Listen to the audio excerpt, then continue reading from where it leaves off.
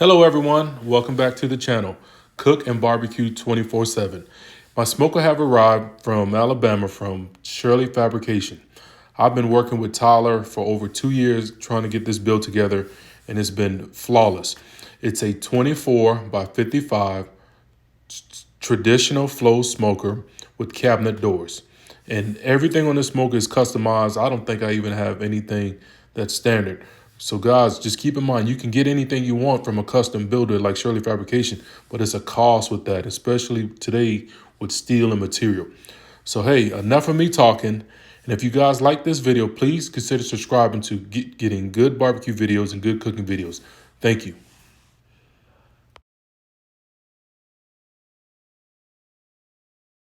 All right, my firebox is a insulated firebox, and we extended it out longer than normal. It's 30 inches in length, and like I said, it's just insulated.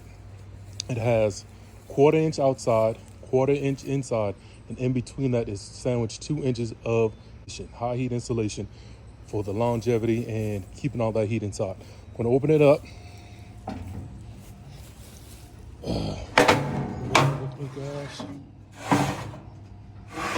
We have the Shirley Fab V basket, which is an upgrade, and we have a ash pan.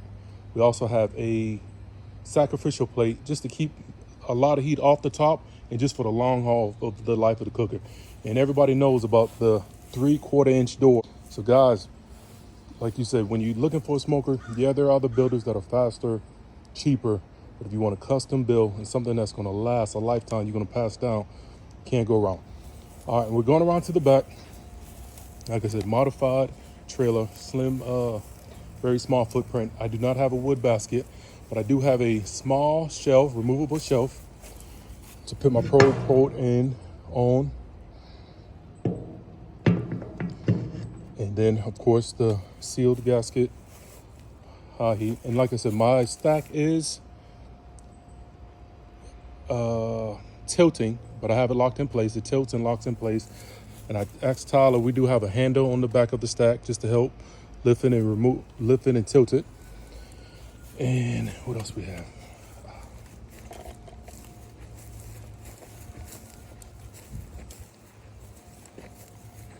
And me and Tyler really came up with this collector. He's done it on some of his reverse flows.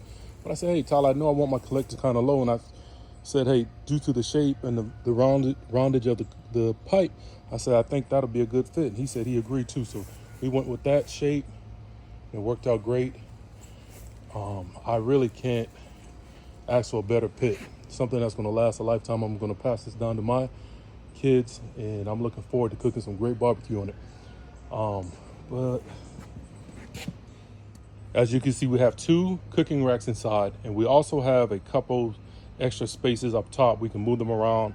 If I'm cooking a lot on the bottom, I can get rid of the middle rack altogether, put it up top out of the way. And we also have, we did something a little different. I'm going to zoom in a second. We didn't do any heat deflector, no downward angle heat deflector, no tuning plates, and of course no reverse plate. We call this a open flow. So only thing that is for, I think that's a 3/8 plate, and that's going to sit in my water pan. If I want to put my water pan there, I can sit that there. It's going to conduct heat, keep steam, keep everything down. I'm going to zoom in, take the shelves out. We also have drip guards on the doors, just to keep that grease and condensation inside and keep it from dripping on the outside. And if we hold on 1 second, I'm about to go inside, pull the grates out, and I'm going to show you the throat. The inside of the throat that from the firebox where it enters the cook chamber. There's no downward heat deflector. There's no tuning plates. It's just a plate for a water pan, which I requested 3/8 thick, and that's it. It's in the center, 3/8 thick, and that way I can hold a third size water pan for moisture. And like I said, this is an open flow. It's made for a lot of air moving, a lot of fast air convection, and I think it's going to work out great.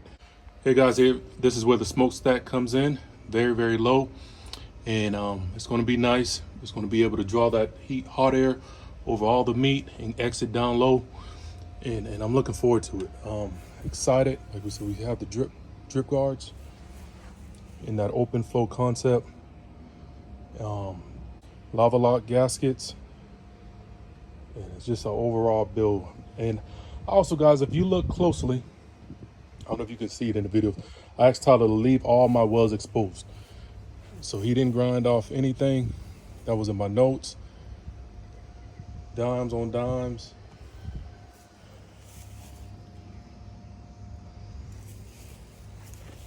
And like we said, we have a 30-inch long insulated firebox, V basket. I think it's double mesh on all three sides except the back. Ash pan, sacrificial plate, modified trailer, high heat black, and I put my own tail trues in. Guys, I'm very excited. Very, very excited. Hey everyone, I'm just going over my list that me and Tyler made and came up with. First, it's a traditional offset 24 by 55. The trailer, we wanted it to be modified, passenger side orientation, removable tongue. Me being taller, I just wanted a taller cooker. Some of those cookers so low when you cooking 10, 12 hours, it's a lot of bending over. So I asked Tyler to build my cooker 4 inches taller.